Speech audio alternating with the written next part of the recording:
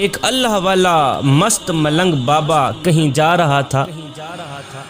دوپہر کا وقت تھا، جاتے جاتے نیند کا غلبہ آنے لگا۔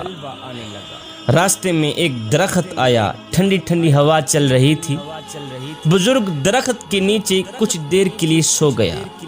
جب سویا، آنکھ لگی، نیند آئی، خواب میں اسی درخت نے اس بزرگ سے مخاطب ہو کر کہا، بابا جی اگر آپ میرے جیسے بن جاتے تو کیا ہی بات ہوتی۔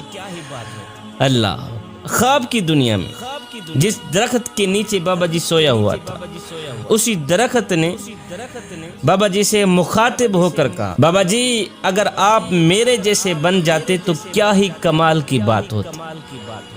خواب کی دنیا میں اس بزرگ نے اس درخت کو کہا، اوے میں تیرے جیسا بن جاؤں، پہلے اپنی خوبی تو بتا کہ تیرے اندر خوبی ہی کیا ہے۔ درخت نے کہا، میرے اندر خوبی یہ ہے کہ کوئی مجھے پتھر مارے نا تو میں اسے پھل دیتا ہوں۔ میرے اندر خوبی یہ ہے کہ اگر کوئی مجھے پتھر مارے تو میں اسے پھل دیتا ہوں، اس لیے تو بھی میرے جیسا بن جا تاکہ تو بھی مخلوق خدا کو فائدہ دے سکے، نفع دے سکے۔ یہ سن کر بزرگ بڑا حیران ہوا۔ اللہ والا مست ملنگ بابا بڑا حیران ہوا، حیرانی کے عالم میں پوچھا کہ اے درخت، اگر تو اتنا ہی اچھا ہے تو پھر مجھے بتایا جائے کہ اللہ نے تجھے آگ کی غذا کیوں بنا دی، پھر تو جلتا کیوں ہے، لوگ تجھے آگ کے لیے استعمال کیوں کرتے ہیں؟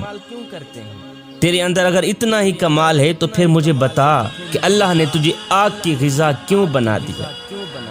یہ سن کر درخت نے جواب دیا، بزرگو میرے اندر خوبی کے ساتھ ساتھ ایک بہت بڑی خامی ہے، جس خامی نے میری خوبی کا ستیہ ناز کیا ہوا، جس خامی نے میری خوبی پر پانی پھیرا ہوا، اور اللہ تعالیٰ کو میری یہ خامی اتنی ناپسند ہے، اتنی ناپسند ہے کہ اللہ نے مجھے آگ کی غذا بنا دی۔ بزرگ نے پوچھا، وہ کون سی خامی ہے؟ درخت نے کہا، بابا جی وہ خامی یہ ہے کہ جدھر کی ہوا چلتی ہے نا میں ادھر کو ہو جاتا ہوں۔ اللہ، بابا جی خامی یہ ہے کہ جدھر کی ہوا چلتی ہے نا میں ادھر ہی کو ہو جاتا ہوں۔ مطلب یہ ہوا کہ جدھر کی ہوا چلے ادھر کو ہونے والی چاہے جان والی چیز ہو یا بے جان چیز ہو، اللہ تعالیٰ کو ناپسند ہے۔ اللہ تعالیٰ اسے جہنم کا ایندھن بنا دیتا ہے، جہنم میں ڈال دیتا ہے۔ جوانوں، ہماری صورتحال بھی اسی درخت سے ملتی جلتی ہے۔ ہم بھی کچھ ایسا ہی کر رہے ہیں کہ جدھر کی ہوا چلتی ہے ہم ادھر کو ہی ہو جاتے ہیں۔ ہم نام لیتے ہیں حسین کا، نقل کرتے ہیں یزید کی۔ ہمارے اوپر کوئی بھی شخص 10 منٹ لگا دے ہم اسی کے ہو جاتے ہیں۔ مسجد میں نماز پڑھنے کے لیے بھی چلے جاتے ہیں، پھر کسی کے کہنے پر کنجر خانے میں بھی چلے جاتے ہیں۔ ادھر کو بھی پورے ہیں، ادھر کو بھی پورے ہیں، جدھر کی ہوا چلے ہم ادھر کو ہی ہو جاتے ہیں۔ ہمارا تن مسجد میں ہوتا ہے، من یاروں کے پاس ہوتا ہے، کھڑے نماز میں ہوتے ہیں، ہماری یادیں دوستوں کے پاس ہوتی ہیں، ہمارا سر سجدے میں ہوتا ہے، ہماری سوچیں کاروبار کی طرف ہوتی ہیں۔ جوانوں، نماز میں بھی خالص بن جاؤ، رب کے عشق میں بھی خالص بن جاؤ۔ ادھر سے حضرت رابعہ بصری آ رہی تھی، ادھر سے ایک نوجوان جا رہا تھا۔ جب ایک دوسرے کے قریب آئے تو نوجوان نے کہا، رابعہ بصری میں تجھ سے بڑی محبت کرتا ہوں، تجھ سے بڑا عشق کرتا ہوں۔ رابعہ بصری نے کہا، اچھا تو مجھ سے بڑی محبت کرتا ہے، عشق کرتا ہے؟ اس نے کہا، ہاں میں تیرے ساتھ عشق کر بیٹھا ہوں، میں تجھے اپنانا چاہتا ہوں۔ رابعہ بصری نے کہا، اچھا اس طرح کر، میری ایک بہن ہے جو مجھ سے کہیں زیادہ خوبصورت ہے، میں چاہتی ہوں تو اسی سے ہی محبت کر لے، اسی سے ہی عشق کر لے، اسی کو ہی اپنا لے۔ اس نوجوان نے کہا، تیری وہ خوبصورت بہن کہاں ہے؟ رابعہ بصری نے کہا، وہ تیرے پیچھے کھڑی۔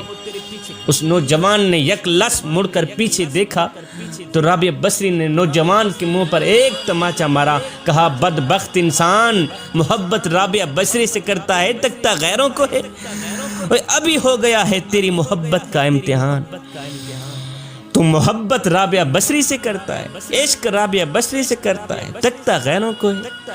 اس نوجوان نے اپنے سر میں خاک ڈالی، پیٹا، سر پیٹ کر کہا کہ میں نے دنیا میں سے کسی عورت کے ساتھ محبت کا دعویٰ کیا، جب مڑ کر پیچھے دیکھا تو میرے منہ پر ایک تماچا لگا۔